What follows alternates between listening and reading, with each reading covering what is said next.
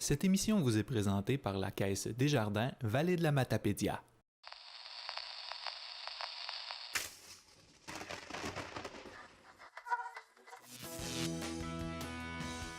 Cette semaine, dans l'édition du 26 avril 2018, en collaboration avec la Chambre de commerce de la MRC de la Matapédia, Rémi Massé a discuté de différents thèmes du budget fédéral 2018 lors d'un déjeuner le 11 avril dernier.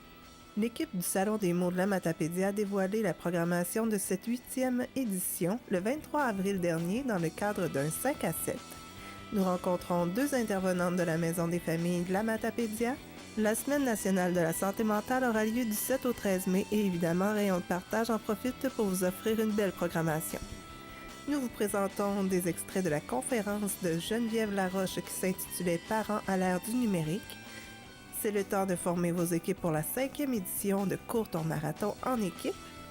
Le CF Pro vous propose d'excellents choix de carrière. Et en terminant, nous vous divulguons les résultats du défi Ose entreprendre dans la Matapédia.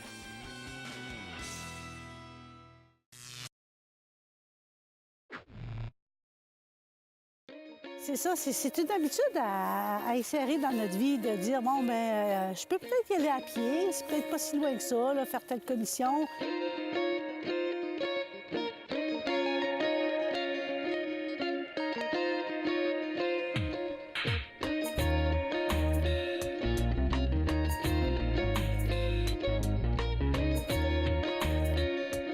Alors, je suis Hélène Daou, je suis citoyenne de Cozapscal, maman et grand-maman, et aussi ambassadrice du mois d'avril pour le transport actif. Je m'implique dans différentes causes, dans différents organismes qui vont de la petite enfance aux aînés. Tout m'intéresse. J'ai toujours aimé bouger sans être une athlète. J'aime quand même pratiquer différentes activités, différents sports. Puis la marche, c'est quand même quelque chose de très accessible. Puis c'est une façon de rester en forme. Plus on vieillit, plus c'est important aussi. On voit les saisons défiler, on prend plus conscience de nos paysages, des odeurs. Fait que je pense qu'il y a plein d'avantages à mettre cette pratique dans nos habitudes. Toujours se demander, est-ce que je peux y aller à pied? Est-ce que c'est nécessaire de prendre l'auto? Parce que aussi, l'auto, c'est de la pollution, c'est de l'essence. Fait qu'il y a des économies à faire de ce côté-là. On aide l'environnement. Prévoir des commissions peut-être, plusieurs commissions dans la semaine plutôt que faire toute notre épicerie, exemple, là, en même temps. Et rallonger nos trajets. Au lieu de s'en aller directement à la pharmacie, peut-être, c'est ça, faire quelques rues de plus. Puis tout bonnement, on se rend compte on a fait une 30 minutes de marche. C'est ce qu'on devrait viser. Je pense qu'il y a différentes façons là, de s'aider. Il y a quelques équipements qui peuvent servir, un bâton de marche, des crampons. Le soir, le brassard, c'est ça, réfléchissant. Puis tantôt, j'ai oublié de dire que j'étais aussi grande trotteuse pour Trottibus. Trottibus, c'est un autobus pédestre où des adultes, les grands trotteurs, accompagnent des enfants de leur maison à l'école. Donc, sur un trajet, il y a des enfants qui rejoignent l'autobus PDS et c'est ça, on s'en va tout bonnement à l'école, puis nous, on leur montre les règles de base, puis les plus grands protègent les plus petits, puis ça fait une belle interrelation aussi là, entre les enfants et les adultes, les aînés, c'est ça. Les défis, c'est peut-être de se débrancher. Hein? C'est peut-être plus le soir, dire, on n'est pas obligé d'être tout le temps sur un écran. Mais pour les jeunes aussi, je pense que l'idée de mettre de côté les écrans, d'aller bouger dehors, c'est ça. Je pense que c'est d'en faire un mode de vie, hein? De dire on est capable de se déplacer à pied, puis pas toujours prendre l'automobile. Moi, j'encourage tout le monde, les gens de tous âges, de vraiment essayer de faire un effort pour développer des saines habitudes de vie, dont le transport actif. Qu'on ait devant 40 ans, 70 ans. Puis, c'est ça, je pense qu'il y a un effort à faire au début, mais ensuite, je pense qu'à un moment donné, ça fait partie de notre routine, puis c'est moins peut-être difficile.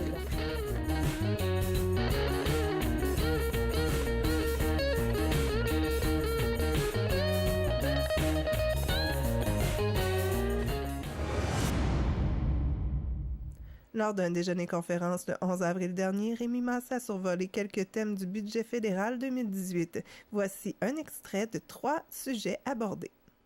100 millions, conditions féminines du Canada, afin d'améliorer le programme des femmes en appui aux initiatives qui renforcent les capacités des organisations revendiquant l'égalité, chercher à combler l'inégalité des sexes. Donc, c'est bien là, pour ce ministère-là, justement, de pouvoir sortir des investissements comme ça. Bonification de la prestation fiscale pour le revenu du travail. J'ai une étape tout à l'heure, là, je pourrais vous expliquer ça un peu mieux. Bon, le cannabis, on en a parlé, vous en avez entendu parler beaucoup, ça s'en vient. Donc, très intéressant. Oui. Mais je sais qu'il y a beaucoup de préoccupations et à toutes les fois qu'on m'a demandé d'intervenir là-dessus, je l'ai toujours dit, des gens qui m'interpellaient. Légalisation, là, c'est pas free for all. Légalisation, ça veut dire réglementation, ça veut dire encadrement, ça veut dire outils pour les corps policiers pour qu'ils puissent détecter les gens qui conduisent avec des facultés affaiblies par la marijuana.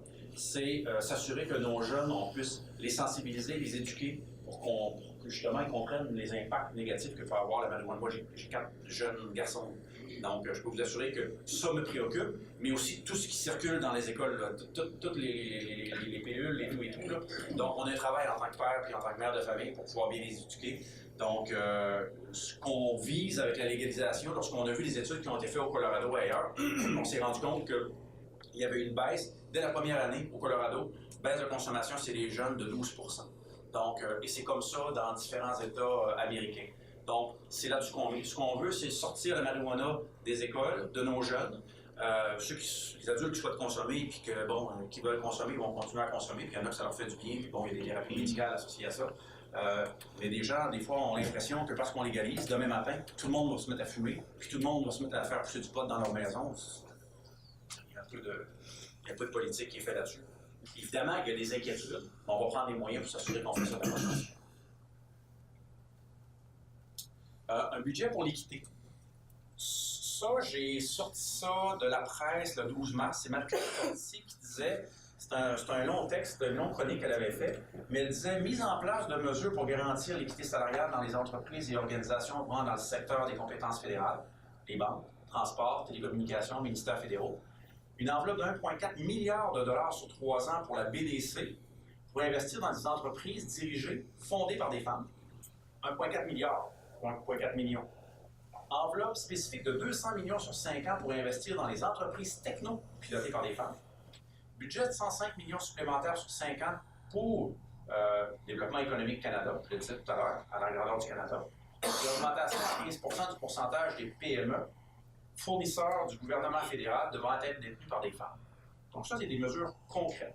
Il y a des sous, il y a de l'argent à les saisir là-dedans. Pour les femmes qui souhaitent se lancer, qui souhaitent développer une entreprise, qui souhaitent développer leur propre entreprise.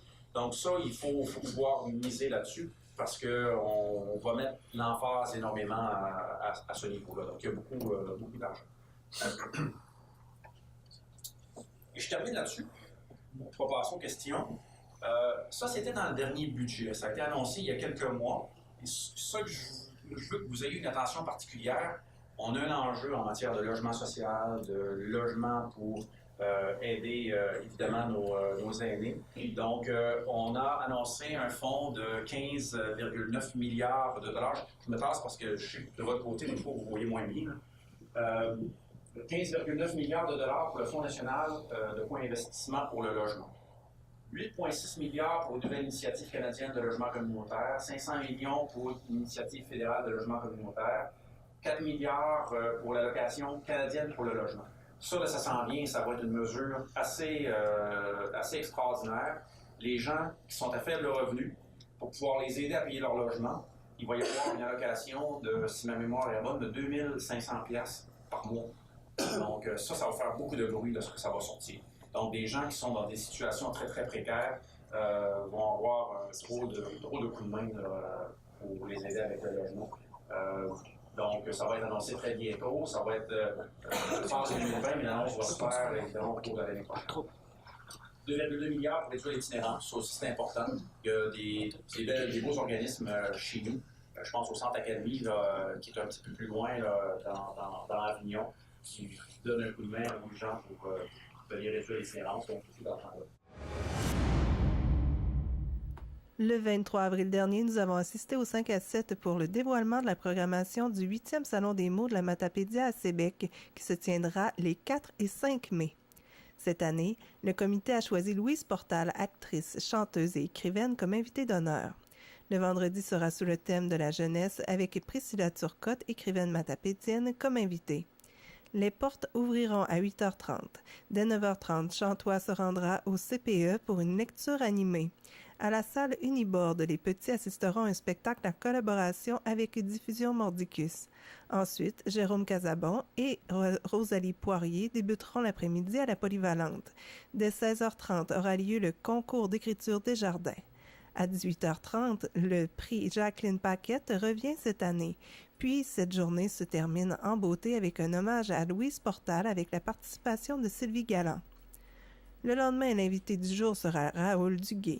Dès 9h30, atelier d'écriture avec Louise Portal, puis le spectacle « Il était une fois le Petit Loup » est représenté à 10h.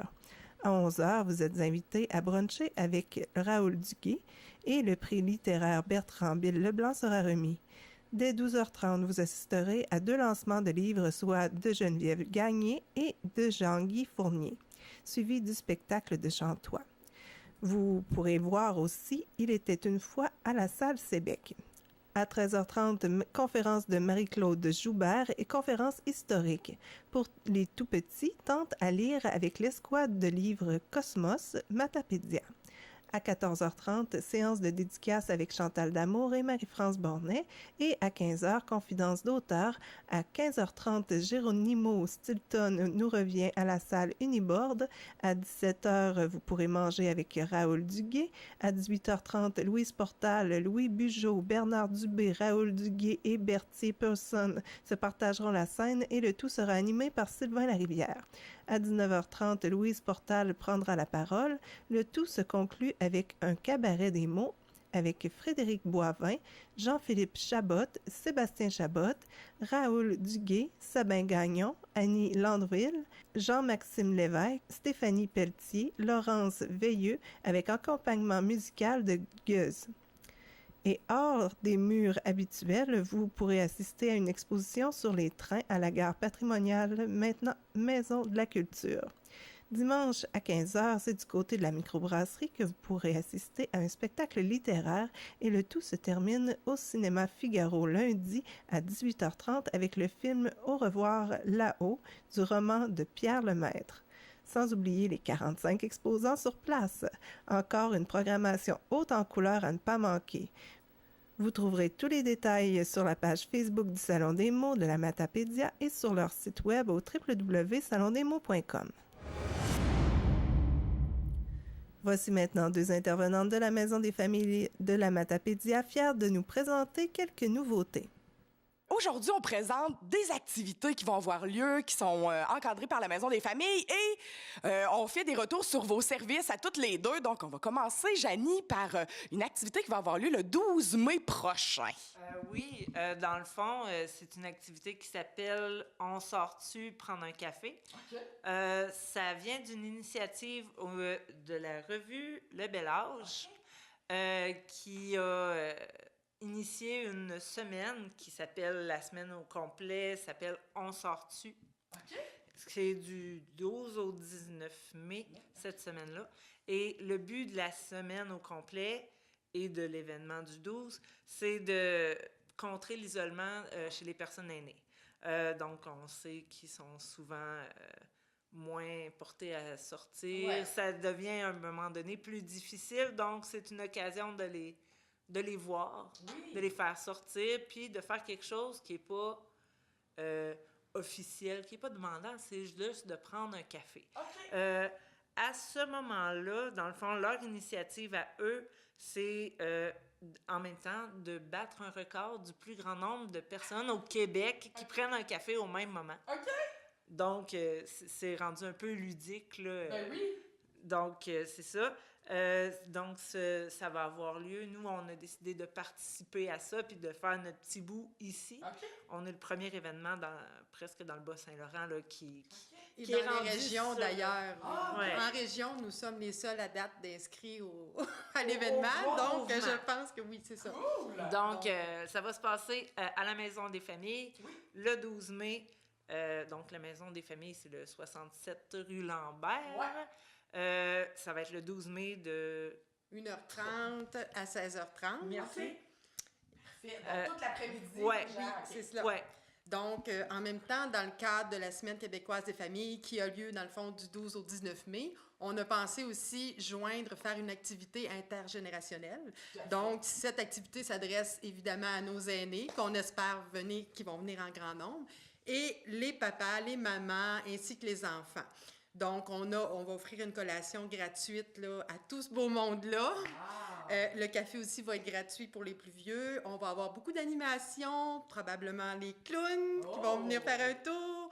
Alors, beaucoup de surprises pour les enfants. Peut-être des musiciens. Peut-être des musiciens. Des jeux. En tout cas, on est en organisation, puis on s'attend à avoir vraiment quelque chose de wow, là. Donc, j'espère que vous allez venir en grand nombre. Et on demande, par exemple, à tout le monde dans le fond, de nous appeler d'abord pour réserver, donc pour réserver la quantité pour les collations et tout ça. Donc, vous pouvez nous rejoindre au 629-1241 et vous demandez soit moi, Brigitte, ou Janie pour l'inscription. Parfait. Donc, une belle journée intergénérationnelle qui est dans le cadre de 2 événements québécois. Fait que c'est bien, ça. Vous joignez l'utile à l'agréable, en fait. Parfait. Et ensuite, on y va. Est-ce qu'on parle de la Semaine des familles, la Semaine québécoise des familles? C'est exactement les mêmes dates. Oui. Donc, c'est du 12 au 19 mai. Il va y avoir... là, c'est sûr, le calendrier n'est pas encore complet sur officiel, mais c'est à surveiller. Dans le fond, il va y avoir des activités à tous les jours, autant pour les plus petits. On a vu qu'il allait en avoir pour les aînés aussi. Pour les aidants, les adultes. Donc, déjà, ce qu'on sait déjà, c'est le 16 mai. Oui. Il va y avoir une conférence avec Karine Larocque, qui est psychologue, motivatrice et très intéressante. Tout à fait. Donc, sur l'ABC de l'équilibre psychologique. Ça, c'est ouvert à tous. C'est au coût de 10 $ par billet. 16 mai 2018, à partir de 18h30, au local des Amirames. OK, parfait. Au 278 Saint-Jean-Baptiste. Parfait. Est-ce que les gens doivent acheter des billets d'avance ou on peut en acheter à la porte? Il n'y en aura pas de billets à la porte, malheureusement. Parfait. Donc, c'est au même numéro d'appeler au 629-1241 pour réserver un billet. OK. Puis le paiement, je crois, sous toute réserve, peut se faire à la porte, mais d'avoir réservé au moins son billet pour dire qu'on sera là. Donc, pour cet événement-là, c'est ça. OK. Y avait-tu d'autres événements? Ben oui, il va y avoir évidemment des activités là, pour les tout-petits. Donc, ça va être à surveiller. Le calendrier va paraître sous peu. Oui. Donc, je sais entre autres qu'il y a une activité de piscine le vendredi. Il y aura des activités de bricolage des aussi. activités de bricolage pour les tout-petits. Okay. Donc, c'est ça. Encore une fois, surveiller notre calendrier. Oui, qui sera sur votre page Facebook, je crois, probablement. Hein? Donc, Maison des familles de la Matapédia, cherchez ça sur Facebook. Vous allez avoir toutes les informations pour votre programmation de la Semaine québécoise des familles. Et voilà. Parfait. Donc, Brigitte, on continue avec, je vois des feuilles devant toi. On peut peut-être parler du Parc des Petits Frileux. Qu'est-ce qui s'en vient pour le mois de mai? Alors, au Parc des Petits Frileux, au mois de mai, on a une activité chocolat. Ouh. Donc, je peux malheureusement pas encore vous donner la date. Okay. Là, on a encore des petites réservations. Okay. Donc, ça aussi, encore une fois, ça va paraître sur la page Facebook du Parc des Petits Frileux et de la Maison des familles. Okay. Parce que, bon, dans le fond, on a deux pages Facebook. Oui, c'est ça. Donc, le Parc des Petits Frileux, pour ceux qui ne connaissent pas encore ça, c'est une activité mensuelle, une sortie avec parents-enfants chaque mois. Et à tous les mercredis avant midi, dans le fond de 9h30 à 11h30, on accueille les parents à la Maison des Familles, 67 rue Lambert. Et là, on offre la collation gratuitement, le café. Et puis, c'est une belle occasion pour les parents et les enfants de venir. Bien, les enfants jouent ensemble et les parents, bon, jasent ensemble, et c'est très, très agréable. Donc, on vous attend en grand nombre si vous ne connaissez pas déjà... mais on a déjà beaucoup d'adeptes. Oui, bon, oui. super. Est-ce que ça continue durant l'été, ça, le Parc des Petits Frileux, ou ça prend... Dans le fond, le dernier mois, c'est juin, je crois. Oui, c'est ça. Au mois de juin, on a une sortie crème glacée. Et peut-être avec autre surprise là, à venir, mais je n'aimerais mieux pas en parler tout de suite parce que c'est à confirmer. C'est correct. Parfait. Est-ce que tu peux nous parler aussi de la halte garderie des Petits Cœurs? Qu'est-ce que c'est? C'est nouveau, ça, hein? Oui, tout à fait, c'est nouveau. Dans le fond, on a parti ça à partir de janvier. Donc, c'est très, très nouveau. Ça fonctionne bien. Oui, on accueille, dans le fond, des poupons de 3 mois, de 18 mois, des enfants, bon, jusqu'à 5 ans. Donc, dans le fond, ce qu'on demande, c'est de téléphoner d'abord, 629-1241, au moins 24 à 48 heures à l'avance, pour que moi, je puisse coordonner le service. Là. Donc, dans le fond, vous demandez à parler à Brigitte, et puis... dans le fond, ça s'adresse à tout parent qui n'a pas de service de garde, des fois, puis qui a un rendez-vous, ou simplement pour prendre un répit, ou un retour à l'école. J'en ai, c'est des retours à l'école, des fois. Donc, c'est ça, avec réservation. Et puis, la plupart du temps, c'est moi qui m'en occupe, mais j'ai des gens qui travaillent avec moi aussi, là. Donc, des enseignants, des infirmières qui travaillent avec moi. Puis, j'essaie autant que possible aussi de tout le temps pairer les mêmes personnes avec les mêmes enfants. Puis, en tout cas, ils se développent des très beaux liens, là. C'est vraiment très agréable à voir. Là. Ça doit. Oui. Est-ce que c'est sporadique, en fait? C'est-tu des demi-journées, des journées? Comment ça fonctionne? Il y a un coût, j'imagine, aussi rattaché à ça? Oui, tout à fait. Bon, c'est des demi-journées. Dans le fond, ça fonctionne par bloc de demi-journée. Donc, c'est de 8h30 à 11h30 du lundi au vendredi. Et les après-midi, c'est de 1h à 4h15 environ. Mais tu sais, bon, on peut s'arranger, là. Dans le fond, je m'arrange au fur et à mesure avec le parent, là. Et le vendredi après-midi, par contre, c'est fermé. Pour ce qui est des coûts, c'est quand même pas dispendieux. On demande 5 $ par enfant, dans le fond, à chaque visite.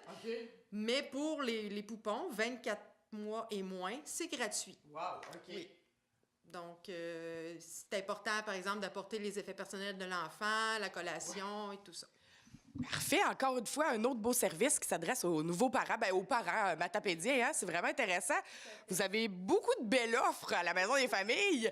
Peut-être, Janie, peux-tu nous expliquer, toi, t'es nouvellement travailleuse de milieu à la Maison des Familles. Qu'est-ce que ça fait, une travailleuse de milieu? Dans le fond, on voit bien que travail de milieu, ça ressemble à un autre terme qu'on entend souvent, travail de rue. Donc, c'est un peu dans le même style. Dans le fond, c'est en fréquentant de plus en plus les milieux où les aînés vont être, parce que ma clientèle, c'est vraiment les aînés. Il y a 2 cibles principales d'intervention pour un travailleur de milieu. C'est l'isolement et la maltraitance. Donc, en 3 points, le repérage, de repérer les gens qui vivent un ou l'autre, la sensibilisation pour l'un ou l'autre encore, puis référence à des organismes. Ici, on a la chance, dans la vallée, qu'il y a un paquet de services. Vraiment. Il n'y a pas juste nous autres qui en offrent. Et, dans le fond, le rôle du travailleur de milieu, c'est d'orienter, dans le fond, les aînés qui vivent des situations, qui ont besoin d'aide et qui ne savent pas où aller, de leur dire, voici, nous, on offre ça, mais dans tel autre organisme, ça correspond à ce que vous auriez besoin. C'est pas de venir... Mon rôle, ce ne sera pas de tout inventer à la Maison des Familles pour répondre aux besoins de tout le monde, parce qu'il y a déjà beaucoup de choses qui se font. Donc, ça va être de pairer les aînés à l'endroit où ils vont avoir réponse aux besoins qu'on va détecter ensemble. Ben oui, OK. Donc, c'est un peu beaucoup ça. C'est surtout ça. Oui. C'est vraiment de faire un pont, dans le fond, Ouais. entre l'aîné puis l'endroit où il serait bien. OK. Puis, il n'y a pas d'objectif non plus d'envoyer tout le monde en résidence. Non. Là. Ayez pas peur de m'appeler, je vais pas faire ça. Je vais pas faire ça si vous en avez pas besoin. C'est vraiment d'amener des ressources à vous et d'amener vous aux ressources. Ouais. Dans les deux sens. OK. Donc, aussi, il y aura de la sensibilisation qui sera faite sur les deux mêmes problématiques, maltraitance, isolement. Comment on fait pour détecter? Qu'est-ce qu'on fait quand on a l'impression qu'on connaît quelqu'un qui vit l'un ou l'autre? Pour ça aussi, vous pouvez m'appeler puis demander conseil là-dessus. OK. Il va y avoir des ateliers là-dessus. Là. Présentement, je dois encore suivre quelques formations pour donner des ateliers pour aider, dans le fond, les gens à repérer des signes de maltraitance chez des proches ou chez n'importe qui pourrait rencontrer et qui verrait quelque chose. Ouais. Donc, puis d'être capable de permettre à cet aîné-là de s'ouvrir puis de dire ce qu'ils vivent, dans le fond. Ouais. D'être capable de leur ouvrir la porte pour pas qu'ils restent tout seuls avec ça. à Donc, c'est un peu l'optique du travail de milieu. Pour le repérage aussi, il y a beaucoup une portion où il faut se promener, comme dans le travail de rue. Oui. Donc, je vais aller, si je suis invitée ou je m'inviterai, on verra, dans peut-être des clubs de 50 ans, aller dans les restaurants fréquentés souvent par des aînés. Je vais aller à la soupe populaire. Ça, j'ai déjà commencé. Je fréquente un peu la soupe populaire pour ça. Des événements, pas juste à Amqui non plus. C'est pour la vallée au complet, mon service. Donc, si vous avez quelque chose et que vous d'organiser et que vous vous dites qu'il va y avoir beaucoup d'aînés, peut-être que je pourrais y aller. Ben oui. Vous pouvez m'inviter, c'est toujours le même numéro, 629-1241. Ouais. Je vais me faire un plaisir d'aller vous voir. Si vous voulez mieux connaître mes services, je vais y aller aussi. Si on veut présenter mes services à une clientèle, je peux y aller aussi. OK. Donc, c'est ça. Il y a aussi tourner dans les résidences privées de personnes âgées. C'est sûr que moi, je ne suis pas encore invitée à aller dans les maisons. Là. Je suis pas encore game d'aller cogner chez vous de même. Là. Ouais. Mais ils peuvent te Mais téléphoner, ils par peuvent exemple. m'appeler, puis si j'ai l'appel, puis qu'on me dit « je peux pas me déplacer », moi, je le fais. OK. Donc, moi, je vais aller chez la personne, c'est pas un problème, ça fait partie de ce que j'ai à faire, Ben puis oui. je vais le faire.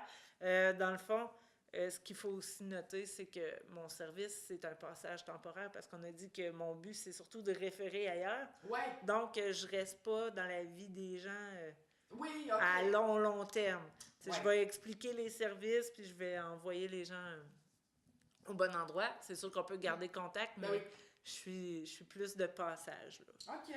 Puis comment on fait si, exemple, moi, je remarque que ma grand-mère, dans la résidence où elle habite, dans le fond, c'est de t'appeler ou de passer par le gestionnaire ou c'est n'importe qui peut faire appel aux travailleurs de milieu?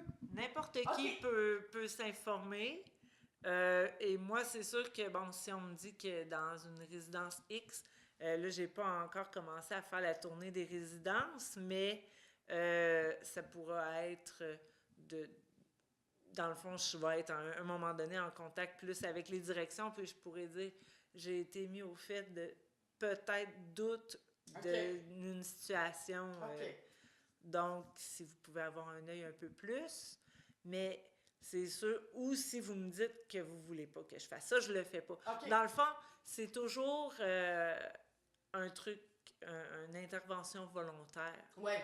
Je vais jamais plus vite que la personne ou que ce qui me sera demandé, mais vous pouvez toujours dans le fond, me questionner pour voir, bon, qu'est-ce qu'on peut faire? Ouais. Et après, on décide, est-ce que moi je fais quelque chose ou est-ce que la personne veut faire quelque chose? OK. Donc, c'est beaucoup ça, là. OK. Parfait. C'est beaucoup d'accompagnement. Oui, vraiment. Ouais. OK. Ça serait le mot. Oui, Accompagnement. Vraiment. Oui. Puis ça peut être aussi, justement, dans l'accompagnement, quand je réfère vers un service, le premier rendez-vous, je peux y aller avec la personne. Tu sais, je vais pas dire, ben allez là, on prend le rendez-vous, puis vous vous organisez.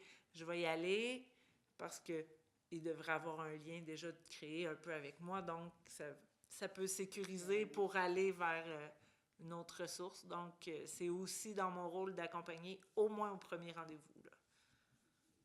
Ben merci, en fait, de faire ça pour les aînés et leurs familles et tous les gens qui touchent aux aînés. C'est vraiment un beau service qui est très d'actualité parce qu'on sait qu'il y a beaucoup d'aînés dans la Matapédia. Il y en a beaucoup. Est-ce que vous avez d'autres choses à nous annoncer? Oh, Brigitte! Annoncer, dans le fond, c'est que j'aimerais parler d'un service aussi que j'ai développé à la Maison des familles depuis quelques mois. Oui. Donc, pour l'aide aux devoirs, moi, j'ai une formation en orthopédagogie, mais en fait, ça fait 20 ans que je suis orthopédagogue, enseignante en orthopédagogie, je devrais dire.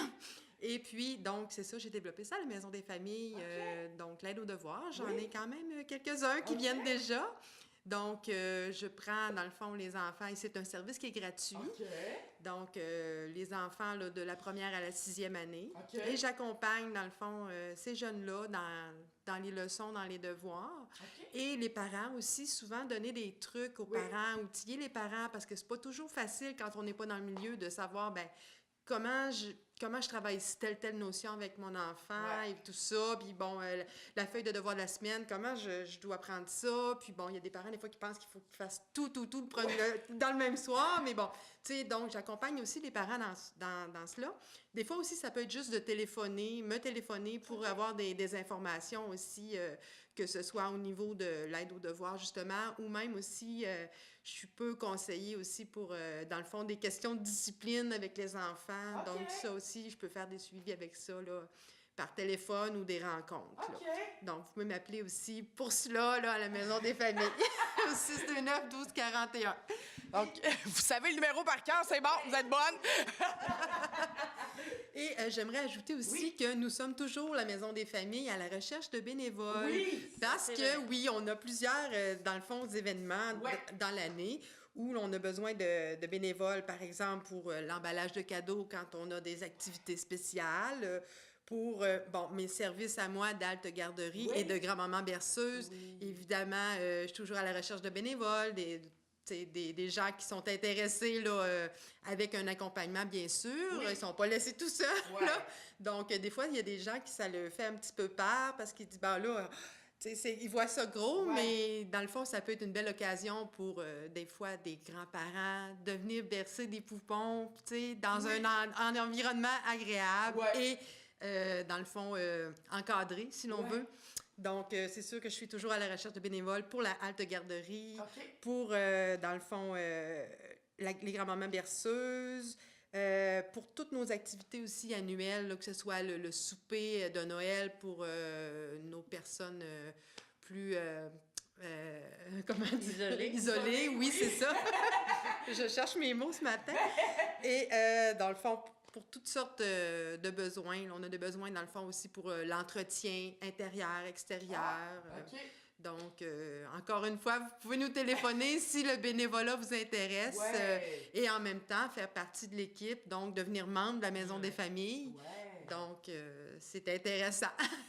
Donc, vous offrez, en fait, du bénévolat pour tous les goûts, hein, parce que ça va de la petite enfance aux personnes aînées, les familles. Donc, il y a de quoi pour satisfaire tout le monde qui a envie de donner de son temps, en fait, à la Maison des familles. Ben merci beaucoup, mesdames, pour votre temps ce matin, puis pour toutes ces belles informations. Merci. Merci à toi. Merci, ça m'a fait plaisir.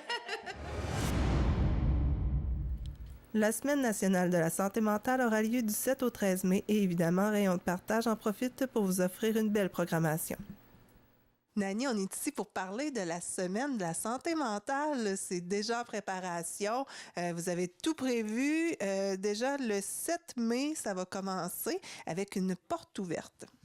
Oui, le 7 mai, on invite les gens ici à Rayon de partage dans nos locaux pour voir qu'est-ce qu'on fait, qu'est-ce qu'on offre. On est ici depuis 30 ans déjà. Alors, on a une belle expertise, une belle équipe, des gens qui nous fréquentent. Alors, le 7 mai en particulier, il va y avoir des ateliers de peinture ici au sous-sol. Alors, les gens vont pouvoir en même temps venir voir qu'est-ce qu'on fait, comment ça se déroule les ateliers de peinture, rencontrer le professeur, puis voir qu'est-ce qui se fait de beau. Et on poursuit en peinture avec une exposition qui va avoir lieu à la friperie de la Rivière. Oui, comme je disais, il y a des gens qui viennent ici faire de la peinture. Alors, toutes les œuvres, un certain nombre d'œuvres, parce qu'il y en a eu beaucoup de réalisées au cours de l'année, les œuvres seront présentées à la friperie de la Rivière, sur la rue du Pont. On va être là lundi et mardi, de 9h30 à 5h en après-midi. Alors, on va être là, présent avec nos œuvres et un petit kiosque aussi d'information parce que c'est la semaine de la santé mentale. On a du beau matériel, des beaux outils à présenter aux gens. Alors, on va être là pour les accueillir simplement. Venez faire un petit tour, puis on va vous informer de ce qu'on est. Et c'est sous le thème « Agir » cette semaine-là. Qu'est-ce qu'il va y avoir en lien avec le thème « Agir » ? Oui, en fait, agir, c'est l'un des 7 astuces pour prendre soin de notre santé mentale. Cette semaine-là, elle est vraiment dédiée à ça parce qu'agir, en fait, on doit agir, prendre des moyens pour prendre soin de notre santé mentale. Et nous, pour réaliser ça, on va faire une belle chaîne de gratitude. En fait, c'est des petites cartes merci. Il y en a peut-être qui vont avoir l'occasion d'en remettre. Il y en a qui vont avoir l'occasion d'en recevoir aussi. C'est des petites cartes qu'on offre à une personne qui fait la différence dans notre vie. Il y a le merci, mais à l'endos, c'est important d'écrire un petit quelque chose. Merci pour ton sourire, merci pour ta présence, merci pour le bon repas, merci d'avoir été là pour telle situation. Une chaîne de gratitude, c'est important, ça nous fait du bien, c'est rassembleur, ça crée des liens, ça fait sourire. Je te vois sourire quand je te parle de ça. Fait que c'est une belle action puis qui va se faire à travers tout le Québec, soit dit en passant. Ouais. Fait que nous, on en a commandé 1000. On est en train de les distribuer dans des entreprises, des organismes pour que les gens les redistribuent à leur tour. Fait qu'on est en train de monter notre chaîne de gratitude. Puis là, je pense qu'on va en manquer là, de 1000 cartes. Fait que fort possible que certains gens qui écoutent l'émission en reçoivent, oui. Mm-hmm. Puis, en fait, si vous voulez participer à cette chaîne de gratitude-là, bien, appelez-nous, dites-nous combien vous voulez de petites cartes, puis on va vous les livrer pour qu'ils soient distribués dans la semaine de la santé mentale. Mm-hmm. Ça va avoir plus d'impact. Les gens vont pouvoir en jaser ensemble. C'est important d'agir durant cette semaine-là. Et il va y avoir à la soupe populaire aussi, je pense qu'on va pouvoir s'en procurer là, parce qu'il va y avoir votre présence à la soupe populaire. Hein? Oui, à la soupe populaire du mardi à Moisson-Vallée de 11h30 à 13h. On va être présent, puis on va expliquer justement tout ce concept-là aux gens, puis on va leur en remettre une pour qu'ils la redonnent à leur tour à quelqu'un de leur entourage. Et ils vont avoir aussi l'occasion le mercredi 9 mai avec un dîner spaghetti. Encore là, on va être à Moisson-Vallée. On fait des belles collaborations dans nos organismes. On va être à Moisson-Vallée pour notre dîner spaghetti offert par Rayon de partage. Ça va être de midi à 1h. Un beau dîner rassembleur. On parle de l'astuce agir. Ben, nous, notre action, ça va être de rassembler les gens autour d'un bon repas. Il y a des billets. Les places sont limitées, vous comprendrez. Alors, si les gens veulent se procurer des billets, ils doivent nous contacter le plus rapidement possible pour réserver leur place, venir chercher leurs billets. Alors, ben, s'il y a des personnes qui souffrent d'isolement ou encore qui ont juste besoin de rencontrer des gens, eh bien, je pense que la semaine est bien organisée pour eux. Hein? Oui, certainement. Puis des fois, d'apporter quelqu'un, vous voyez que vous avez un cousin, un ami, quelqu'un de votre entourage qui est isolé, qui a besoin de sortir ou tout simplement prendre soin de notre santé mentale parce que vous savez, on a tous une santé mentale, il faut en prendre soin de la nôtre, puis celle de notre entourage, c'est très important. Alors, on est l'endroit idéal pour venir prendre un café à la porte ouverte. Le café, les muffins gratuits. Puis on va même pouvoir vous expliquer qu'est-ce qu'on fera pendant la semaine. Alors, merci beaucoup, Nani. Je te souhaite une très belle semaine de la santé mentale. Merci beaucoup. Nous avons eu la chance d'assister à la conférence Être parent à l'ère du numérique, donnée par Geneviève Laroche, agente de sensibilisation à saines habitudes de vie au CIS. Pour voir la conférence complète, surveillez nos ondes dès cet automne. Mais en attendant, je vous laisse sur des conseils pour la gestion du temps d'écran de vos jeunes et de vos ados à la maison. Ça, c'est des affaires assez simples aussi, puis on peut le faire même quand ils sont rendus adolescents, là, mais désigner dans la maison des zones puis des moments sans écran. Il y a beaucoup de familles que je rencontre où est-ce que les jeunes, ça se fait chauffer son assiette, puis ça va manger chacun dans leur chambre pour jouer puis continuer leur game puis continuer leur truc. Mais tu sais, la zone du repas peut être un moment assez simple qu'on mange ensemble à table. À la base, c'est un moment de partage. C'est le seul moment de la journée où est-ce qu'on a le temps de se parler. On met le monde extérieur de côté, puis pendant qu'on est à table, au moins, tu sais, on s'informe des autres, puis on apprend des habiletés sociales. Quand tu racontes ta journée ou quelque chose qui s'est passé à l'école, bien, je t'écoute. Tu sais, je ne suis pas en train de regarder une vidéo YouTube qui est plus intéressant que ce que tu me racontes. Tu sais, au niveau, encore une fois, du développement des émotions, pour des jeunes, c'est hyper important. Mais ça, c'est des exemples. Je ne vous dis pas de faire ça à tout prix. C'est des exemples de des moments qu'on peut privilégier pour développer d'autres habiletés. Ne pas dormir avec son téléphone, vous l'avez vu, la section sur le sommeil, c'est primordial. Puis je vous parle pas des ondes, puis des ci, puis des ça. Ça perturbe le sommeil. C'est comme si votre ordinateur était toujours en écran de veille, prêt à faire bouger la souris quand on a ça à côté. À moins que vous disiez, moi, je dors comme une bûche, puis je suis correct, mais c'est assez rare. Puis surtout nos jeunes, quand tu les questionnes, là, il y a 19 % des parents qui pensent que leurs jeunes regardent leur téléphone la nuit. Mais quand tu questionnes les jeunes, c'est 75 % des jeunes qui regardent leur téléphone la nuit ou qui jouent à un jeu vidéo ou qui vont sur YouTube ou qui font d'autres choses. Fait que les jeunes, ils n'ont pas toute la maturité pour gérer, eux autres même, leur réseau électronique. Si jamais ils vous sortent l'excuse que c'est mon cadran, bien, je suis allée vérifier, puis il y en a encore chez Art, des cadrans à 9,99 $. Ça existe encore. Un autre truc assez simple, de créer une recharge dans le salon ou dans une aire commune, dans le salon, dans la cuisine. Toutes les tablettes de la maison, tous les téléphones, à 8 heures, ou peu importe, choisissez votre moment, mais à partir de telle heure, c'est branché. On va l'écouter, la télé, ensemble, une émission d'une demi-heure. Mais je vais l'écouter avec toi. On va avoir des interactions où je ne parlerai pas avec grand-maman en même temps, où je ne gérerai pas un blog, où je ne gérerai pas des discussions d'une autre famille pendant qu'on est ensemble et que c'est le seul moment de la journée qu'on se parle. Bien, là, on a des interactions. Là, il y a des avantages à être ensemble. Fait que l'idée, encore une fois, puis de faire le test, vous allez voir vos jeunes en ayant le téléphone ou leur Snapchat d'allumer, là, quand ils vont se coucher, là, ça bip jusqu'à 11h, minuit, 1h du matin. Tu sais, quand ils ont 600 amis, là, ça finit pas de finir, là, les notifications. Puis un autre truc, convenir d'une journée, puis c'est trop dur une journée, une demi-journée sans technologie, le samedi matin ou le dimanche matin, peu importe, tu sais, mais on se garde un moment dans notre semaine où est-ce que c'est à nous, ce moment-là, comme famille. On va faire de quoi? On va à la piscine, on sort, on va voir la maison des jeunes et où, tu sais, on fait quelque chose sans technologie. On n'a pas besoin d'être tout le temps joignable partout, tout le temps. Sauf que là, ça devient une dépendance qui est de plus en plus difficile à faire par les gens. Toujours à Cause Abscale, nous voilà maintenant devant l'école polyvalente Forimont parce que nous allons rencontrer Mathieu Tremblay qui vous invite à participer en grand nombre à la 5e année de cours ton marathon en équipe. Je pense que ça a été difficile un peu à organiser cette année.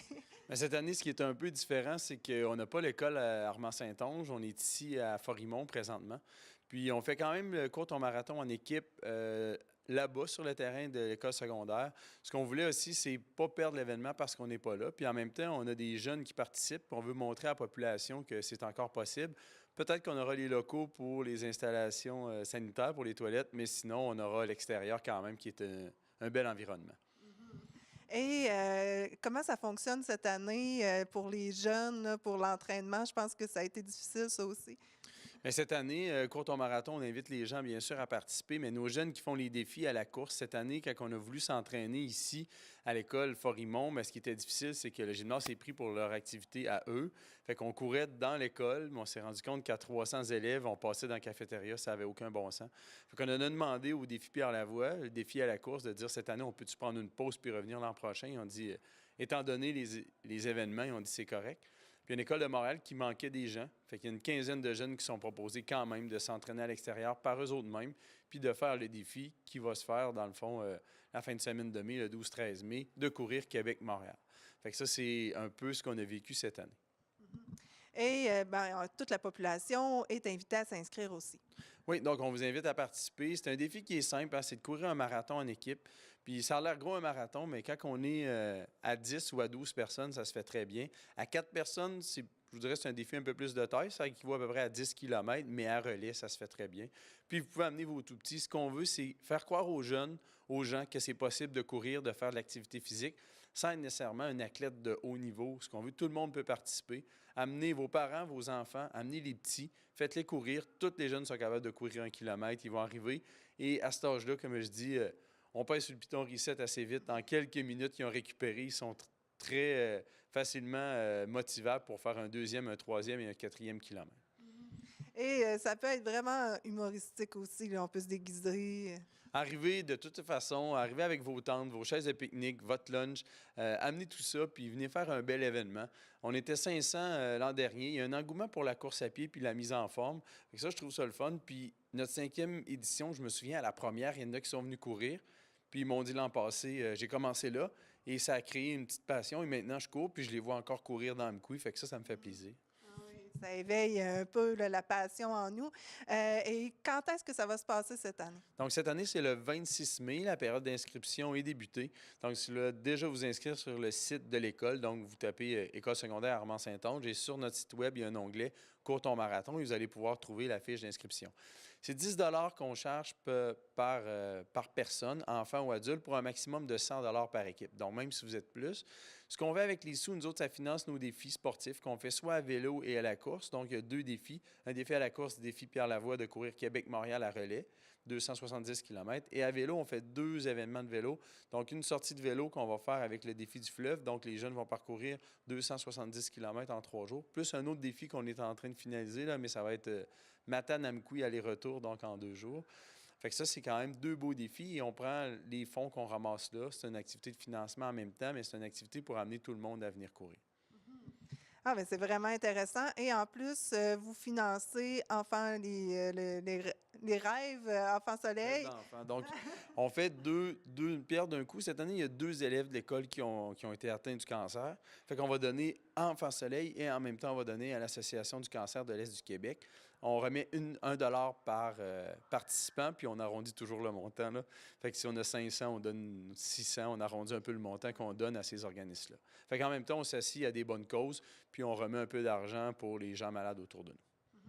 Ah, c'est vraiment bien. Alors, on se rappelle la date qui est très importante, le 26 mai prochain. Merci beaucoup. Ça fait plaisir. Merci. Nous allons maintenant rencontrer M. Alexandre Marion, directeur du CF Pro. Vous allez comprendre que c'est une nouvelle appellation pour le Centre de formation professionnelle et il veut vous inciter à vous y inscrire. Monsieur Marion, vous êtes directeur du CF Pro maintenant. Dites-moi pourquoi vous avez changé d'appellation. Le CF Pro, ça représente les 3 centres de formation professionnelle de jadis. En fait, on s'est unifié, on travaille les 3 centres ensemble, puis on s'est cherché une façon de véhiculer notre présence sur le territoire de façon un peu plus simple, un peu plus facile à se rappeler. Vous savez, les gens s'inscrivent maintenant suivant une recherche sur Internet. En tapant CF Pro, ben, ils vont être à même de voir qu'est-ce qu'on a à Matane, qu'est-ce qu'on a dans la vallée, à Amkoui et ici au Centre de foresterie de l'Est du Québec. Oui, c'est plus facile à retenir. Et dites-moi, les secteurs que ça englobe, tout ça, là. Bien, on a 19 programmes à ce jour. On est à regarder à moderniser cette carte de service-là, mais on touche à beaucoup de domaines. Ici, bien, bon, je pense que c'est évident, on est en foresterie. Donc, plusieurs métiers associés à la foresterie sont enseignés ici, au Centre de foresterie de l'Est du Québec. Ensuite, du côté de Amkoui, on a secrétariat comptabilité, métallurgie avec électromécanique de systèmes automatisés et mécanique industrielle. Et du côté de Matane, on a plusieurs programmes en formation individualisée qui touchent le domaine de la santé, la métallurgie, la mécanique, automobile et véhicules légers.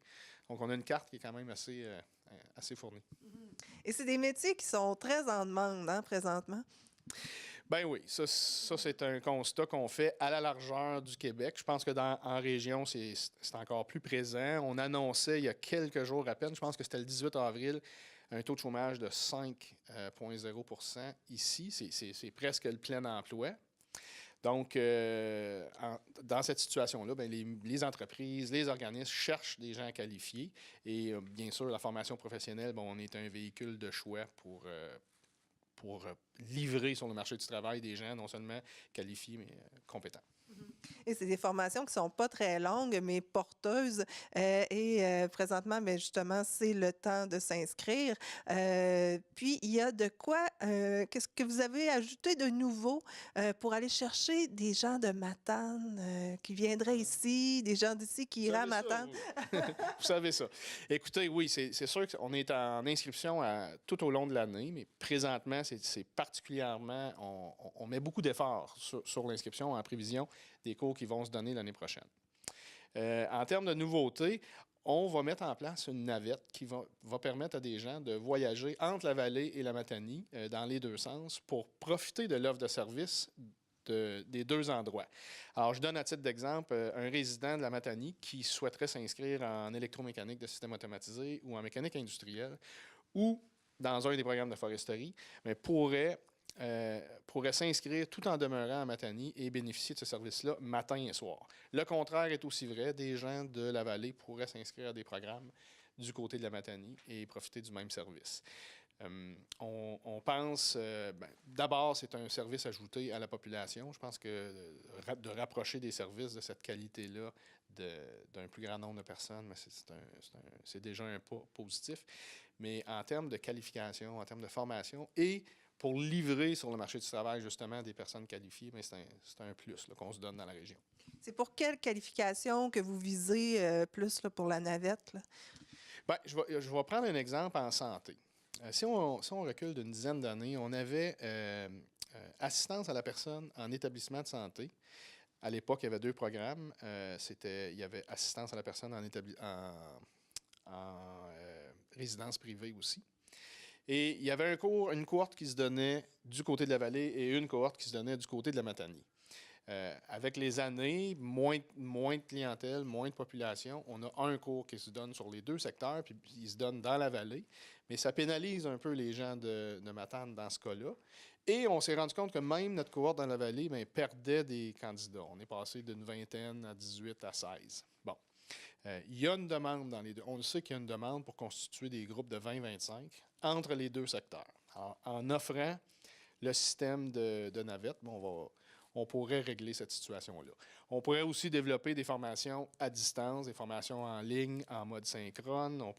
Il y a plein de projets qui sont sur la table à dessin pour le moment, mais c'est dans cette optique-là qu'on les développe, nos projets, pour rapprocher nos formations d'un maximum de personnes. Et j'aimerais savoir, avant de terminer, les secteurs qui vraiment sont les plus prometteurs. Quelqu'un qui veut s'inscrire se dit, bon, je ne sais pas trop dans quoi m'en aller. Où il y a le plus de place? Les candidats ont l'embarras du choix. Vous disiez tout à l'heure que la formation professionnelle, c'est une formation qui n'est pas nécessairement longue. Vous avez tout à fait raison. C'est assez rapide, mais c'est excessivement soutenu comme formation. Les gens en travaillent une shot. Nos élèves, là, c'est des James Bond. Ils sont tous en mission, puis ils en ont de l'ouvrage. Foresterie, c'est presque le plein emploi partout. C'est un domaine où on peut se construire une vie de façon assez stable. Santé, je pense que je n'ai pas besoin d'en parler. On le voit aux nouvelles à tous les jours. Il y a beaucoup d'espace pour des nouvelles personnes. J'avais des rencontres récemment avec des concessionnaires de la vallée pas de la vallée, de la Matanie. Ces gens-là ont besoin de personnes. Il y a des conditions de travail extraordinaires dans l'automobile et on a beaucoup de difficultés à combler. Travail de jour. C'est ça, travail de jour, bonne rémunération, que ce soit du côté de la mécanique, dans le garage ou même sur le plancher à titre d'aviseur ou de conseiller. Donc, c'est un domaine qui est très intéressant. Mécanique industrielle, électromécanique de système automatisé, soudage, technique d'usinage, c'est en demande. Il n'y a pas une semaine qui passe sans qu'on se fasse contacter pour recommander des candidats. Donc, il y a vraiment des avenues intéressantes, des salaires intéressants sur le marché du travail, puis des conditions de travail qui sont de plus en plus optimisées, parce que les milieux de travail, les organismes, les employeurs réalisent qu'ils ont besoin de donner de belles conditions de travail à leurs employés. Donc, vraiment, je pense que pour un candidat ou pour une personne qui souhaite se former, là, c'est le temps. Là. Et pour s'inscrire, comment on procède? cfpro.ca. On va le retenir. J'espère. Alors, merci beaucoup, puis on vous souhaite une belle année. Merci. Merci bien. Nous allons maintenant parler avec Nancy Talbot qui nous donne les résultats pour le défi Ose entreprendre. Madame Talbot, on est ici pour parler du défi Ose entreprendre. Il y a eu une belle participation pour les jeunes dans la vallée. Dites-moi combien de projets ont été présentés en tout? Dans la vallée, concernant les écoles primaires et secondaires, il y a eu 60 projets qui ont été présentés sur une totalité de 75 pour la Commission scolaire des Monts-et-Marais. Donc, on peut reconnaître dans la catégorie vallée primaire 23 projets et vallée secondaire 37 projets cette année. Et à quoi ça ressemble les projets qui ont été présentés? Ça doit être quand même assez diversifié. C'est extrêmement varié. Ça va des capsules web pour faire connaître les projets culturels et sportifs qui se passent dans une école, les différentes activités, avec des capsules qui sont ensuite déposées vidéo sur Internet. Ça peut aller à servir un souper spaghetti avec un organisme communautaire. Ça peut être un carnaval dans une école primaire pendant l'hiver. Ça a vraiment de plein de variétés. C'est très différent. Il y a eu une belle levée de fonds aussi pour un enfant malade qui a été fait par une équipe dans une école. On a vu passer les choses sur Facebook, une école primaire qui est allée chercher beaucoup de sous et qui a ensuite remis les sous ramassés à la famille de l'enfant malade pour lui permettre de recevoir les soins dont il avait besoin. Donc, c'est vraiment très varié. Et combien d'heures les jeunes peuvent passer sur leur projet? Ça aussi, ça varie énormément. Quand on a un projet qui descend jusque dans le communautaire ou comme on parle d'une levée de fonds, des choses comme ça, des fois, ça peut aller même à une centaine d'heures facilement. C'est un projet qui revient semaine après semaine et qui s'échelonne sur plusieurs mois dans l'année. D'autres projets peuvent être plus courts, mais tout aussi intéressants et peut-être avoir duré l'équivalent de 12-15 heures peut-être dans un projet école, mais qui va être allé chercher quand même un public cible et quand même avoir répondu aux critères du défi. Déjà, c'est intéressant, les projets en soi, mais en plus, ils peuvent être sélectionnés. Exactement. Il y a 3 niveaux pour le défi Ose entreprendre, qui était autrefois connu sous le nom du Concours québécois en entrepreneuriat. Cette année, on en est à la 20e édition. Et il y a 3 niveaux, donc je me répète, le niveau local, donc au niveau de la commission scolaire pour l'entrepreneuriat étudiant. Ensuite, au niveau régional, on s'en va au niveau du Bas-Saint-Laurent, donc on regroupe les commissions scolaires du Bas-Saint-Laurent, les lauréats locaux de chacune des commissions scolaires. Et ensuite, au national, quand on a la chance d'y assister, on est rendu au niveau de la province à ce moment-là. Et il y a des jeunes qui ont été sélectionnés ici. Absolument. On a 9 projets cette année qui ont été désignés lauréats locaux, donc lauréats pour la commission scolaire. Sur ces 9-là, 3 font partie de la vallée. 6 font partie de la vallée et 3 font partie de la Matanie dans nos 9 projets qui ont été sélectionnés par des membres du jury qui ne connaissent pas les élèves, qui ne connaissent pas les projets à l'avance. Ils s'installent avec les critères d'évaluation de l'organisation nationale et ils font ressortir les meilleurs projets, donc ceux qui ont coté les plus forts selon les différents critères. Les critères, ça ressemble à quoi, là, sans tous les nommer? Ça ressemble à le respect des caractéristiques d'un projet entrepreneurial. Donc, est-ce qu'il y a un public cible? Est-ce qu'on répond à un besoin du milieu? Est-ce qu'on offre un produit, un événement ou un service pour répondre à ça? La quantité de gens mobilisés, tant au niveau de l'école qu'au niveau de la communauté. Les retombées, tant pour les jeunes que pour l'école. Qu'est-ce qui en reste après? L'envergure du projet. Est-ce que c'est un projet d'envergure surtout au niveau de la classe ou c'est un projet qui rayonne plus à l'extérieur également? Grosso modo, ça ressemble à ça, les critères qu'ils doivent respecter. Et qu'est-ce qui s'en vient prochainement? Qu'est-ce qui s'en vient? Vendredi, bientôt, on s'en va au régional. Donc, c'est le gala régional du Bas-Saint-Laurent. On est invité à aller à Rimouski, où on va connaître nos lauréats régionaux de notre commission scolaire qui se sont démarqués par rapport aux autres commissions scolaires. Alors, on souhaite une très bonne chance à nos jeunes ici. Et puis, merci beaucoup pour votre implication. Merci à vous. C'est ce qui complète l'émission cette semaine. N'oubliez pas que c'est cette fin de semaine, le salon aventure de Cozapscal, le plein air, la chasse, la pêche seront à l'honneur et en nouveauté, un coin destiné à l'habitation. En terminant, n'oubliez pas le télébingo ce dimanche 12h30, 700 $ en prix, dont 500 $ pour la carte pleine. Bonne chance à tous. Informatique Bar-Est assure l'entretien du parc informatique de votre TVC. Informatique Bar-Est offre un service informatique résidentiel, commercial et industriel.